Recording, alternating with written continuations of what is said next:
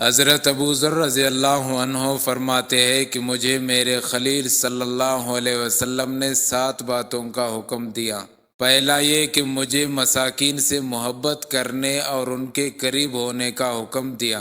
دوسرا یہ کہ مجھے حکم دیا کہ میں اپنے سے کمتر کی طرف دیکھوں اور خود سے برتر کی طرف نہ دیکھوں۔ اور تیسرا یہ کہ مجھے حکم دیا کہ رشتہ داروں سے جڑا رہوں اگرچہ وہ پیچھے ہٹے۔ چوتھا یہ کہ مجھے حکم دیا کہ کسی بھی شخص سے کوئی چیز نہ مانگوں۔ پانچواں یہ کہ مجھے حکم دیا کہ سچ کہوں اگرچہ کڑوا ہی ہو۔ چھٹا یہ کہ مجھے حکم دیا کہ اللہ کے بارے میں کسی ملامت کرنے والے کی ملامت سے نہ ڈروں۔ ساتواں یہ کہ مجھے حکم دیا کہ میں لا حول ولا قوت الا باللہ کثرت سے پڑھوں، کیونکہ یہ کلمات عرش کے نیچے کے خزانے میں سے ہے۔ اور ایک روایت میں ہے کہ یہ جنت کے خزانوں میں سے ایک خزانہ ہے۔